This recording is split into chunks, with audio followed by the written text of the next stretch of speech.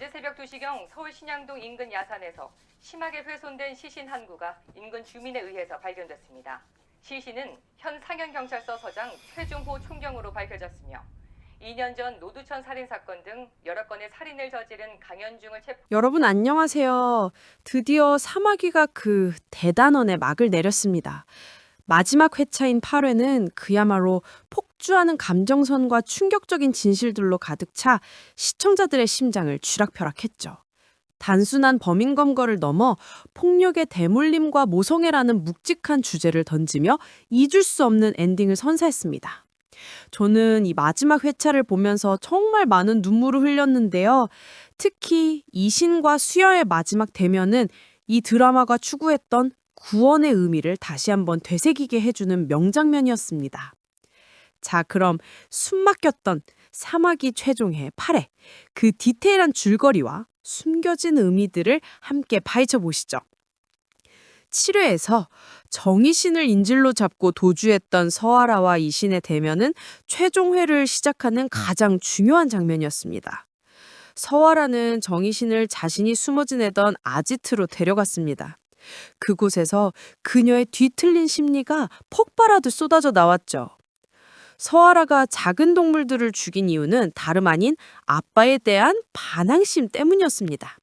아빠가 싫어하는 일을 잔뜩 해서 기분을 풀었던 거죠. 그녀는 폭력적인 아버지로부터 자신을 구원해준 사마귀 정의신을 숭배했지만 정의신이 늙어서 아들만 걱정하는 모습에 너무 실망이었다라고 말합니다. 세상이 사마귀를 잊어버리는 것에 불만을 토로하며 자신이 바로 사마귀의 진정한 계승자라고 자부했습니다.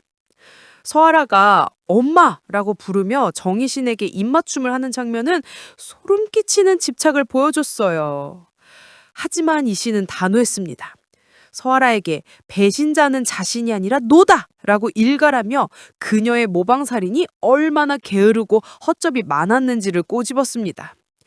이신의 도발에 서아라가 동요하는 순간 정의신은 기회를 포착해 그녀를 제압하는 데 성공했죠.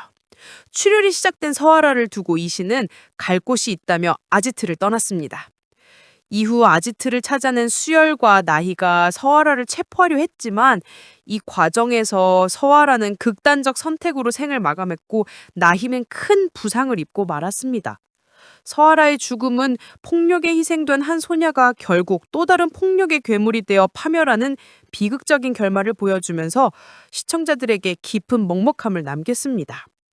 수열과 나희에게 수배가 내려진 상황에서 수열은 사라진 정의신을 찾아 할아버지 정현남의 집으로 향했습니다. 그리고 그곳에서 모든 불행의 시작이었던 끔찍한 진실과 마주하게 되었습니다. 과거 정의신의 엄마가 극단적 선택으로 생을 마감하게 된 화재 사고의 진실은 정현남의 추악한 민낯을 드러냈습니다. 목사였던 정현남은 딸 정의신의 성적으로 추행해왔고 아내가 이 사실을 알게 되자 아내를 폭행하고 불을 질러 살해했습니다. 그리고 그 후 정현남은 딸 이신에게 엄마가 없어졌으니 엄마와 하던 걸 해야 한다며 끔찍한 학대를 이어갔습니다. 모든 불행의 근원인 정현남을 찾아간 정의신은 모든 걸 끝내자고 말합니다. 마침 이때 수열이 등장했고 정현남은 살았다고 좋아하며 살려달라고 빌었죠. 하지만 수열은 정현남의 실체를 알고 그를 저주했습니다. 수열은 이신을 데리고 나가다 은혜와 마주쳤는데 정현남이 은혜에게까지 손을 댄 것을 눈치채고 분노에 휩싸여 정현남에게 달려들었습니다. 바로 이 순간 이신은 수열에게 마취주사를 놓고 너는 나처럼 선을 넘어서는 안 된다고 말했습니다. 자신의 아들만큼은 괴물의 길을 걷지 않게 할 수 없다는 어머니의 간절한 외침이었습니다. 그리고 이신은 정현남의 교회를 불태우고 그와 함께 생을 마감하기로 결심합니다. 이것이 바로 그녀가 사마귀로서 저지른 모든 죄에 대한 속죄이자 어머니로서 아들을 지키는 마지막 구원이라고 생각했던 것 같습니다. 교회 밖에서 깨어난 수열은 안에서 죽어가는 엄마를 보고 필사적으로 달려가 구해냈습니다. 하마터면 질식할 뻔한 정의신을 응급조치하며 엄마라고 부르짖는 수열의 모습은 이 드라마의 모든 고통과 갈등이 해소되는 순간이었습니다. 괴물의 피를 거부하며 평생 도망치려 했던 수열이 어머니를 구하기 위해 목숨을 걸고 엄마를 외치는 모습은 그가 스스로 폭력의 고리를 끊어내고 사랑과 용서의 길을 선택했음을 보여줬습니다. 그런 아들의 모습을 보고 깨어난 정희 씨는 감동의 눈물을 흘렸습니다. 사건은 끝이 났고 정희 씨는 비밀연금 주택이 아닌 교도소에 수감되었습니다.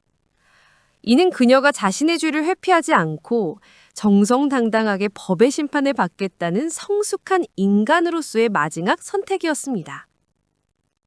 세월이 흘러 수열은 정연과의 사이에 두 아이를 둔 행복한 아빠가 되었습니다. 수열의 성장이 가장 완벽하게 보여지는 대목이었죠. 하지만 평화로운 엔딩은 잠시. 감옥에 수감된 이 씨는 뉴스 보도를 통해 심하게 훼손된 최중호의 시신이 산에서 발견되었다는 충격적인 소식을 접합니다. 그리고 곧이어 수열과 나희가 정희신에게 도움이 필요하다며 면회를 오는 것으로 드라마는 막을 내렸습니다. 최중호는 23년 전부터 정희신과 수열을 지켜봐준 은인이었습니다. 그런 그가 살해당했다는 것은 충격적이죠. 심하게 훼손되었다는 점으로 미뤄걸 때 단순한 원한 살인이 아닐 가능성이 높아 보입니다. 수열과 나이가 정희신을 찾아온 것은 이 사건이 단순한 강력 사건이 아니라 사마귀와 관련된 과거의 어떤 비밀과 연관되어 있음을 암시하는 강력한 떡밥입니다. 최종호는 정희신에게 비밀연금 주택을 알선해주는 등 그녀의 조력조 역할을 해왔습니다. 그의 죽음은 정희신을 감옥에서 다시 꺼내야 할 만큼 거대한 새로운 위협이 등장했다는 것을 의미합니다. 사마귀는 폭력의 대물림이라는 잔혹한 서사 속에서도 어머니의 죄가 아들에게 대물림 되지 않는다는 희망과 구원의 메시지를 던지며 막을 내렸습니다. 하지만 최종호의 죽음이라는 마지막 떡밥은 이들의 구원이 아직 완성되지 않았음을 보여주며 앞으로 펼쳐질 시즌2에 대한 기대감을 폭발적으로 높였습니다. 여러분들은 이 마지막 엔딩 떡밥을 어떻게 생각하시나요? 최종호의 죽음 뒤에 숨겨진 진실은 무엇일까요? 댓글로 여러분의 최종의 소감과 시즌2의 측을 들려주세요.